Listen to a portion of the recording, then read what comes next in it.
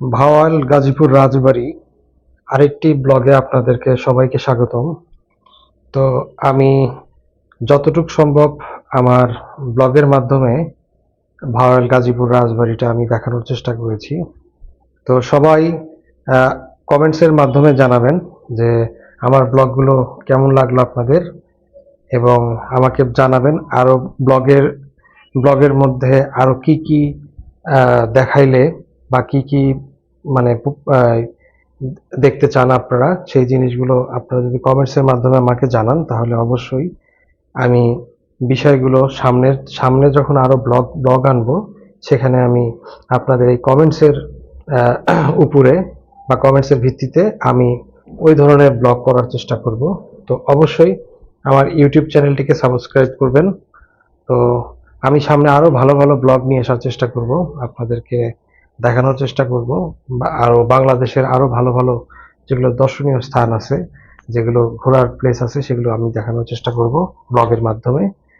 তো আমরা এখন দেখতে পাচ্ছি গাজীপুর রাজবাড়িতে আপনারা আসলে সামনের যে চিত্রটি আছে, এখানে একটি সুন্দর একটি বাগান আছে, ফুলের বাগান। তো আপনারা দেখতে পাচ্ছেন, আপনারা যদি গাজীপুর রাজবাড়িতে ঘুরতে আসেন তাহলে আপনারা কিন্তু এই বাগানটি দেখতে পারবেন। সর্বপ্রথম এই বাগানটি আপনাদের চোখের সামনে পড়বে আর কি। তো এই গাজীপুর রাজবাড়িটি এখন জেলা প্রশাসক কার্যালয় নামে পরিচিত। তো রাজবাড়িটি এখন এই নামেই হচ্ছে পরিচিত। এখানে কিন্তু অনেক দর্শনার্থী আসে, অনেক মানুষ আসে ঘুরতে।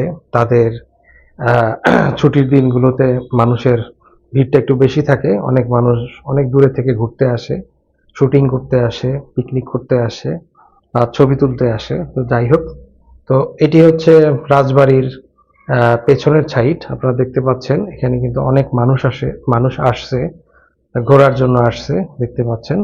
তো আপনারাও যদি কর্মব্যস্ততার ফাঁকে বা কাজের চাপে যদি সময় করতে পারেন তাহলে কিন্তু এই জায়গাটিতে আপনারা কিন্তু ঘুরতে আসতে পারবেন। খুবই সুন্দর একটি জায়গা। তো এখানে আসবেন, সময় করে এক সময় এসে ঘুরে যাবেন। আপনারা বন্ধু বান্ধব, আপনাদের পরিবার, আত্মীয় স্বজন নিয়েও এখানে আপনারা কিন্তু চাইলে ঘুরতে আসতে পারেন। তো আপনারা দেখতে পাচ্ছেন এটি হচ্ছে পেছনের অংশ। তো যতটুকু সম্ভব আমি আমার ব্লগের মাধ্যমে গাজীপুর রাজবাড়িটি তুলে ধরার চেষ্টা করেছি।